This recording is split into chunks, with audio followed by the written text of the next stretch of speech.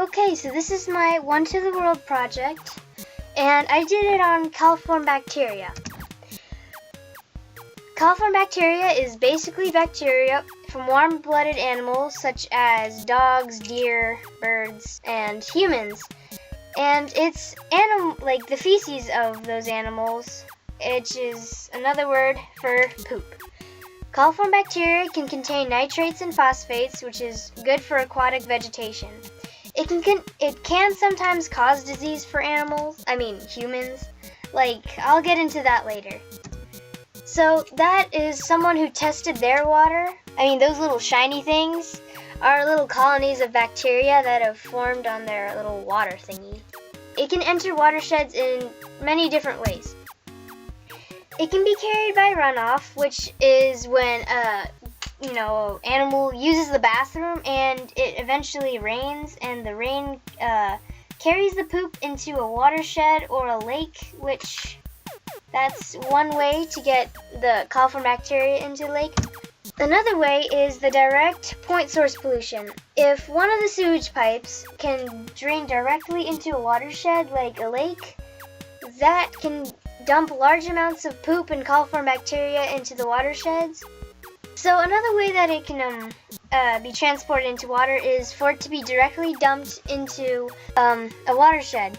Farmers do this not most of the time, but sometimes. If it's like a livestock farmer who raises cows and it has unused manure that he isn't selling, or if it just is there, he will just take a bucket of it and dump it in the water.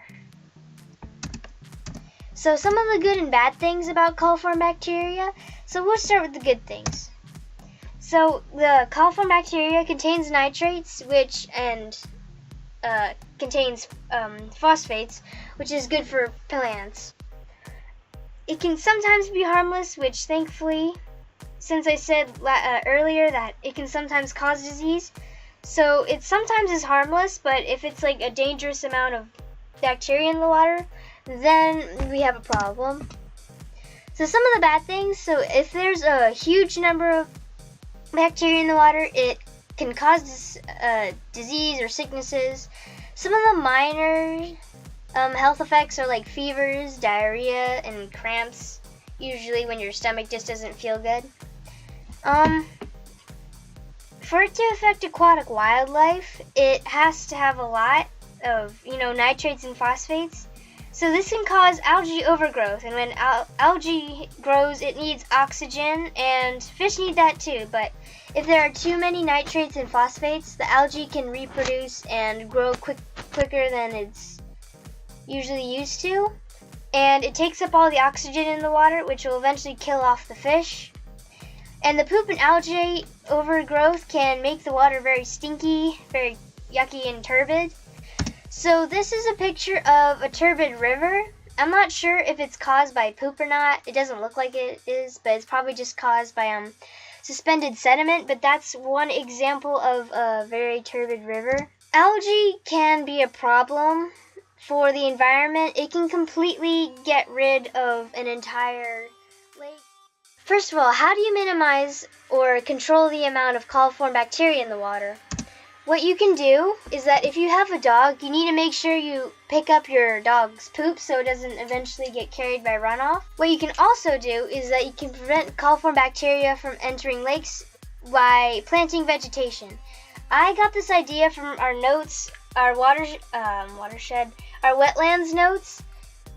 So it says that if you can plant water by the side of a lake, how wetlands have the plants and it just filters out the water as it gets carried by runoff. So I thought if you planted vegetation by the side of just any body of water, it would filter off some of the bacteria or pollution that would enter, and that would prevent most of it to be carried off into the Chesapeake Bay. Another way that farmers can help is that if they have manure or if they're raising livestock, in order for it to be protected against runoff water, they can have their manure put in a bucket and just stored in there so it doesn't get caught up in runoff. So first of all, how does this affect the Chesapeake Bay? The phosphates in the Chesapeake Bay is around 26%. And if you look at the box labeled agriculture and manure, that's the amount of phosphates being dumped through poop.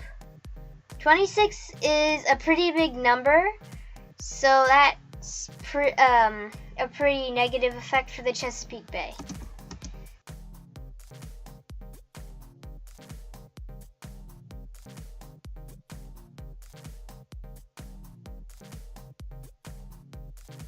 If you look at this chart here, those are the sources of nitrates in the Chesapeake Bay. That's 19%, which is a little less than the phosphates, but that's still a pretty high amount. With those high amounts, it is definitely bound to cause some problems. So in the Chesapeake Bay, there are things called dead zones, and dead zones are where there is little oxygen in the water.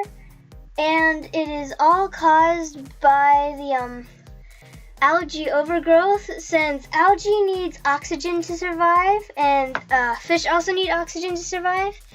And if there's way too much algae and it's using way too much oxygen, that can cause a problem.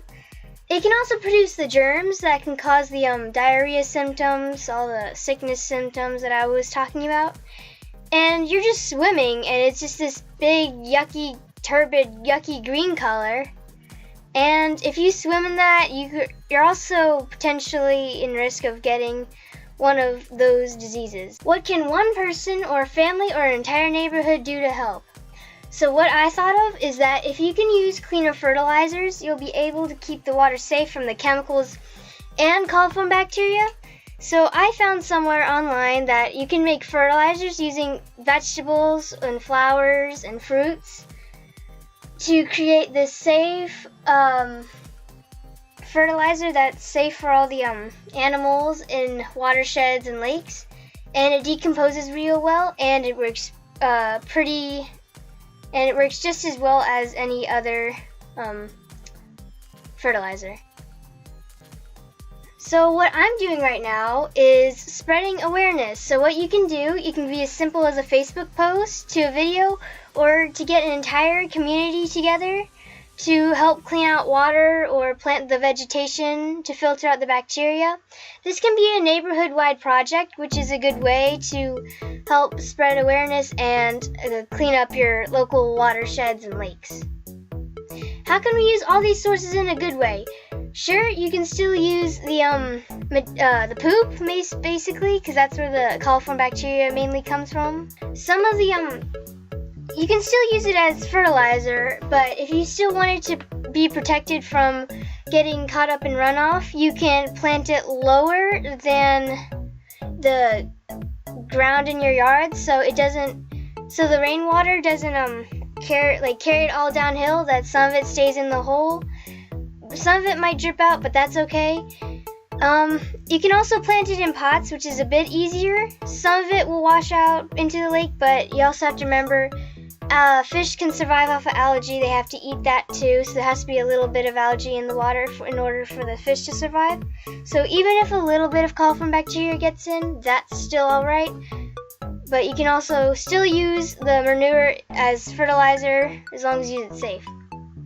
We can also use it for fuel in a city. Yes, a city. San Francisco is using fuel made out of poop to power buses and cars. If you've ever been to the Washington, D.C. National Zoo, and if you've ever seen the pandas, well, they collect the poop and they make it into paper, which I thought that was gross, but turns out it's actually a really good way to get rid of the poop. And there's also another company that makes poop, like cow poop paper to make books. So if you don't think that planting the vegetation is enough, you can always get into the big solutions. For example, you can test your water. It's pretty safe. You have to do this first before you do anything gigantic. So you just can buy a kit online. It's fairly cheap. And there's a test you can go by, and it can tell if your water in your lake is tested for coliform positive or coliform negative. If it tests positive, you can always get into the big things like disinfecting your water sources with chlorine. Chlorine is also used in pools, so if a little kid pees in a pool and you accidentally swallow water, you won't get very sick from it, but it mainly just cleans out all the harmful poop and pee germs. It's also used in bleach, I believe, but you have to find the source and really clean it. And thank you for listening, and there are my links if you want it. Yeah, thank you for watching.